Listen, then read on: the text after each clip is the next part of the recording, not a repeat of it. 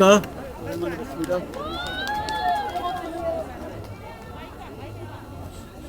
1년 전 오늘 대한민국은 비상계엄이라는 위기를 겪었지만 몇 시간 만에 위기를 극복했습니다. 민주주의의 굉장한 회복력을 보여준 대한민국과 대한국민들을 존경합니다. 비상계엄을 막은 것은 땀으로 이룩한 자유민주주의 시스템과 이를 삶에서 녹여내고 실천해온 국민들이었습니다. 당시 여당 당대표로서 계엄을 미리 예방하지 못한 점에 대해서 다시 한번 국민들께 깊이 사과드립니다.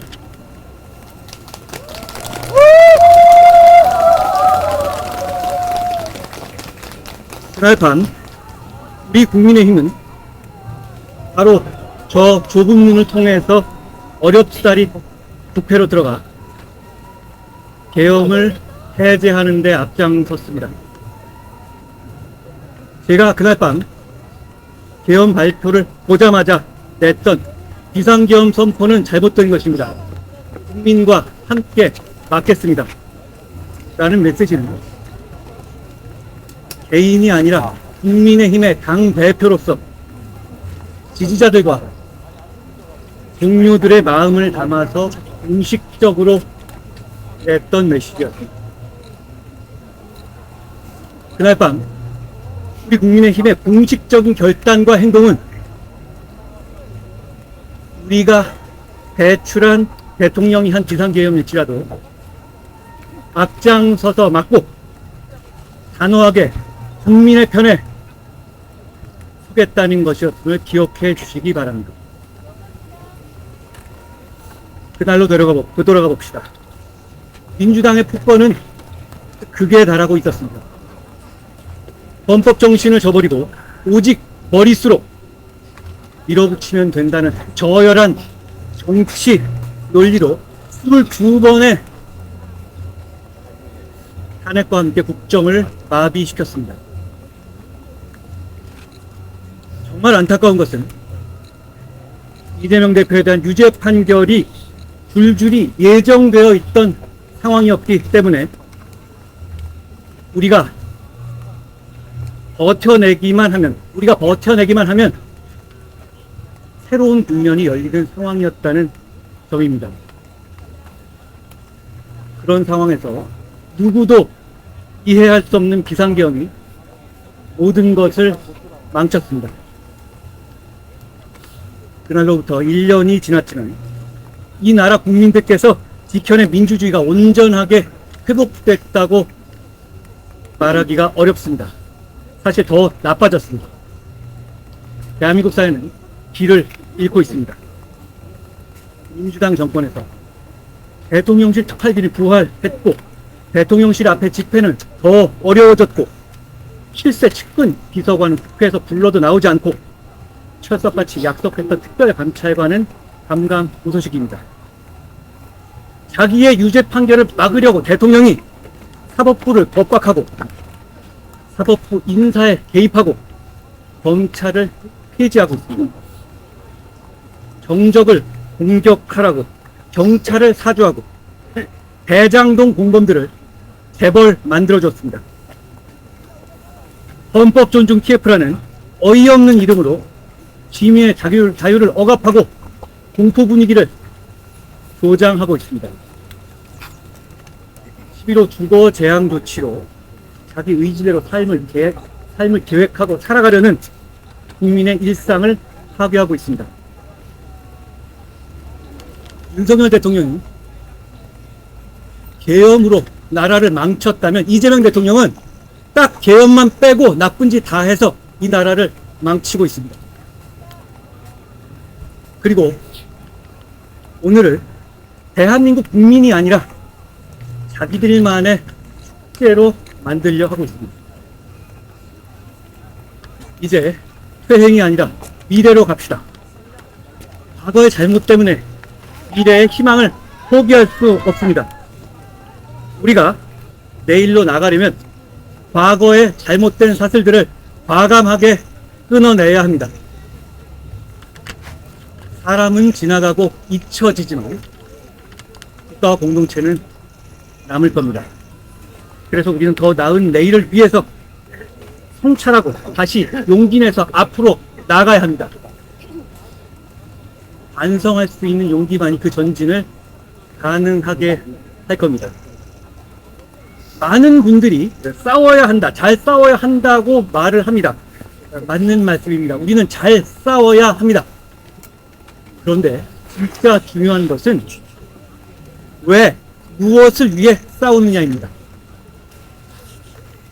우리는 지키기 위해서 싸워야 합니다. 해방 이후 전 세계에서 가장 위대한 성취를 이룬 이 나라를 지키기 위해서 싸워야 합니다. 지난 몇 달간 민심 경청 과정에서 보았던 평범하지만 거저 얻을 수 없는 국민들의 소중한 일상을 지키기 위해서 싸워야 합니다.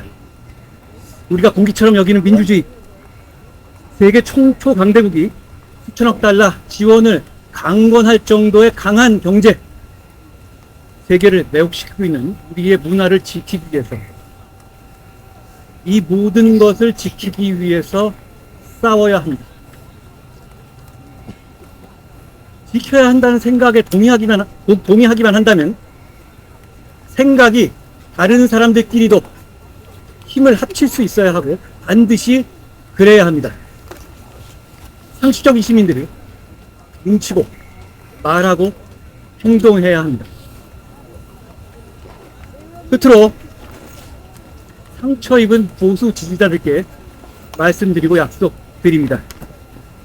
우리가 정말 어렵게 온 힘으로 만든 정권이 허망하게 무너진 것이 고통스럽지만 우리는 산업화와 민주화를 일궈낸 대한민국의 주역입니다.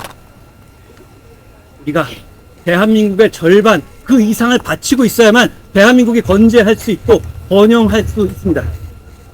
그러니 우리는 포기하지 말아야 합니다. 우리는 다시 일어설 수 있습니다. 반드시 그렇게 될 겁니다. 고맙습니다.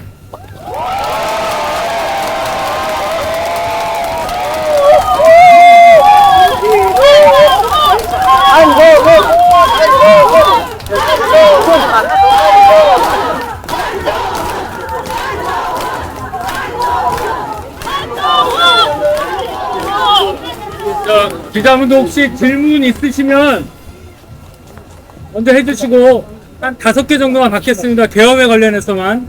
예.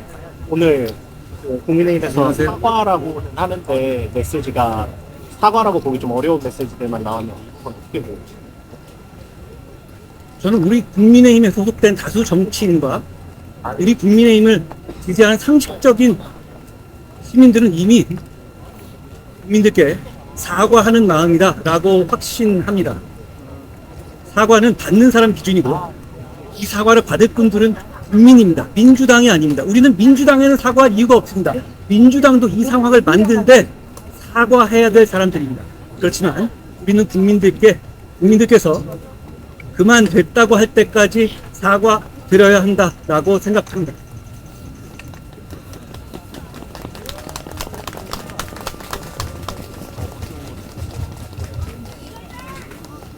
질문 없어요?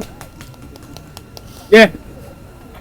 이전에 개헌 이후에 대통령께서 탄핵보다 조기 퇴진이다라고 말씀하시면서 하나쯤에 말씀하셨다고 하는데 그거에 대해서 지금 어떻게 생각하십니까? 계엄 이후에 대한민국과 국민들이 최소한의 상처를 입으면서 안국을 헤쳐나가야 했습니다. 그 과정에서 여러 가지 시도가 있었죠. 다만 그 시도는 전적으로 대한민국과 대한민국 국민을 우선한 시도였다라는 말씀을 드립니다.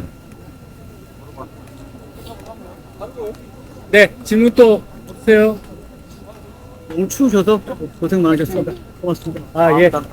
그러면 더 없으세요? 아, 예. 개헌 관련은 아니지만 최근에 어쨌든 당원 게시판 관련해서 시작됐는데 한 말씀. 미래로 가야 될 대단히 중요한 시기입니다. 저는 퇴행이 아니라 미래로 가야 한다. 이 말씀을 드립니다. 개헌 관련해서 다른 질문. 네. 이제 국민의힘이 앞으로 나아가야 한다고 다시 일어서야 된다라고 말씀을 해주셨는데 혹시 구체적으로 대통령께서 어떤 역할을 해주실지 아니면 어떤 방향성으로 나아가는 건지 한 말씀. 우리가 일어서야 하는 이유는 여러 가지가 있습니다. 계엄에 대해서 반성하는 것이 정의에 맞는 것도 있지만 계엄에 대해서 제대로 반성하고 국민의 마음을 다시 얻지 못하면 민주당의 폭거가 계속될 것이고 누구도 이 폭거를 견제할 수 없을 것이기 때문입니다. 더 왜곡죄를 만들고 내란 전담 특별 재판부를 만들고 이런 것들은 우리의 일상의 시스템을 파괴하는 것들입니다. 저는 차라리 돈을 받아먹으라라고 말하고 싶어요. 그게 오히려 우리의 일상을 덜 망가뜨리는 일입니다. 그런데 민주당이 이렇게 막 나갈 수 있는 이유는 우리 국민의 힘이 국민의 마음에서 멀어지고 국민의 신뢰를 얻지 못해서 우리의 말에 힘이 실리지 않기 때문입니다. 저는 우리의 반성은 정말 마음에서 우러나는 것이기도 하고 그리고 민주당의 폭거를 저지하기 위해서도 꼭 필요한 것이다. 이렇게 말씀드리겠습니다. 고맙습니다. 하나만 더 해주세요. 네. 그럼 마치겠습니다. 예, 고맙습니다. 오케이. 하나 더. 마지막. 상황에서 국회의원은 지방선거에서 역할을 해주신다고 기대를 해도 될까요? 저는 국민의힘의 정치인이고 국민의힘이 국민들의 사랑을 받고 정말로 국민의 도구와 국민의 힘이 되기 위해서 존재하고 일하는 사람입니다. 할 수 있는 모든 것을 하겠습니다. 고맙습니다. 네.